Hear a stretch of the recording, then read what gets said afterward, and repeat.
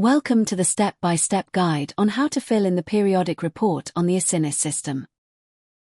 Let's start by logging in to your ESF profile. To find your periodic reports, start by clicking Projects in the menu on the left side of the home screen. Then, in the My Projects section, select the project by clicking the eye icon. From there, go to the Reports module and choose Periodic Reports. Remember that the preview function is always available to view your pending reports. The general rule on the periodic reporting is that depending on your project duration, you will submit either 1 or 2 periodic reports. For projects up to 12 months, only 1 periodic report is submitted.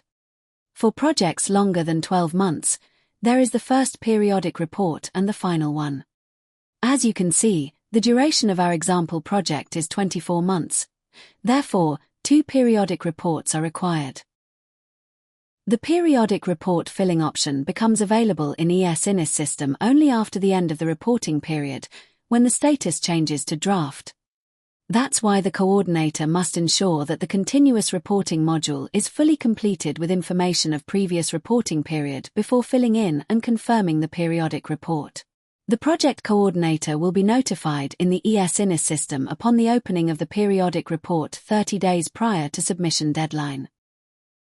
Remember that you can also always check the schedule of reporting in the grant agreement of your project.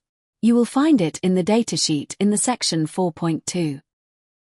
Let's get on the needed information for the report. The periodic report has 3 main parts. First, Technical Report Part A. This section is automatically filled in by the system based on information already submitted in continuous report. You cannot edit it directly. This part covers work packages, activities, deliverables, list of critical risks, communication, dissemination, and visibility. Second, Technical Report Part B. This is the narrative part that you must complete yourself. Third, the financial part, where you set the status of work package completion and review the automatically generated financial statement. In Technical Report, Part B, you should provide a clear and complete overview of the project's progress by the end of the reporting period. It has 3 main sections: overview of the progress, timetable, and declarations. Please be sure to read carefully the available instructions under every subsection of this reporting part. Firstly, in the section 4, overview of the progress, you should cover summary of work performed, main achievements, results, and impacts. Complete the necessary information by clicking on the edit icon, and, then, filling in the enter description field and attaching supporting material, if needed. Information about project teams, staff, and experts, including any changes. Project management, quality assurance, and monitoring and evaluation, including any changes to the original setup.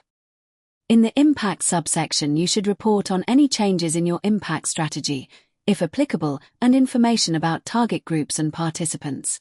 In the second periodic report, you will also be required to describe how gender equality, non-discrimination, and transnational dimension were addressed. Finally, sustainability and continuation. Report on changes, if occurred.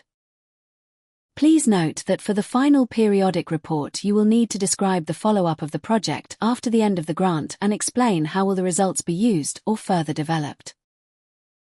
Let's move to the section number 5, Timetable. It requires reporting on timing of the activities and any deviations from the original timetable. Planned implementation is indicated in beige and is automatically filled in from the Annex 1 of the grant agreement.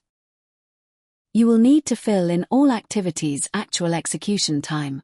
To do that, press and hold the mouse button while moving it across the necessary number of cells and they will appear in light blue.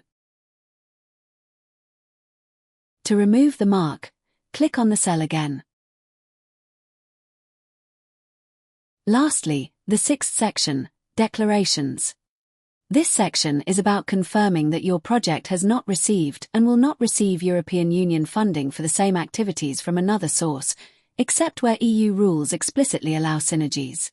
This is to prevent double funding, which is strictly prohibited. Here's what you need to do. Tick to confirm that the project or any part of it has not benefited from another EU grant. The project or any part of it will not be submitted for another EU grant. If the project did receive other EU funding for the same activities, you must explain it and provide details in the comment field on the right. Please note that comments field are only active if you have not ticked to confirm the information on other EU grants. Now, let's move on to the financial part of the report, where, firstly, you need to set the status of work package completion and attach supporting documents. This step is crucial because it directly affects the financial calculation. Before entering the completion percentages for your work packages, please read the instructions carefully to ensure they are applied correctly. In the first periodic report, you can only choose completed 100% if all activities and deliverables of the work package are finished, or not completed 0% if they are not finished. Partial completion is not allowed in the first periodic report. Even if work has started, you must still select not completed 0%. In the final periodic report, you have three options. Completed 100%. Partially completed, where you must enter a percentage. Not completed 0%.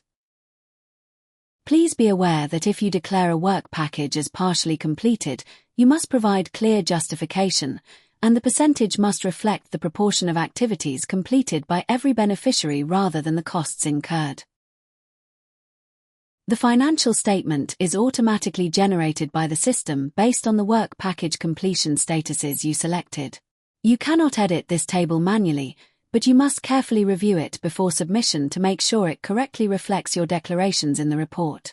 In the first periodic report, here you can also see the estimated amount of the second pre-financing payment. The periodic report can be completed by the project's coordinator or by other user designated by them through the Users module. It must be signed and submitted by the legal representative of the coordinator in ES.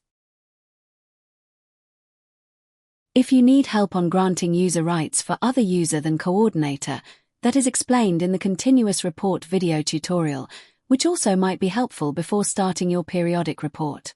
It can be found on the Social Innovation Plus Initiatives webpage. There are also some other useful resources that you can take a look.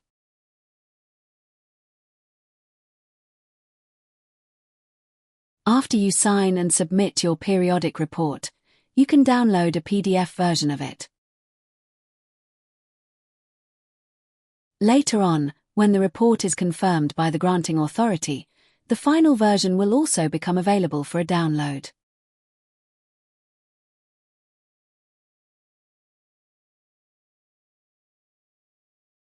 Now, what happens next once you submit your periodic report? Please note that after a periodic report is signed and submitted and is under review by the granting authority, the project coordinator cannot access or view sections 7 and 8. When the status of your periodic report becomes open for observations, sections 7 and 8 become accessible again.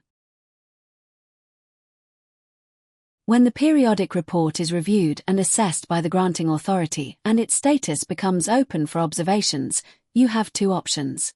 Within 30 days, you can either provide observations by clicking the Upload Observations button, or agree with the granting authority's decision and speed up the payment process by clicking the button Proceed without observations. To conclude, remember, follow your grant agreement closely, submit all required deliverables on time, complete your continuous report before starting the periodic one. Make sure your narrative is clear, complete, and consistent. Check your work package statuses carefully. And always review the auto-generated financial statement before submission. Thank you for watching. In case you have a SINIS-related technical question, please reach out to our support team through the indicated email. For other questions, you can always consult your project coordinator, assigned to your project by the European Competence Centre for Social Innovation.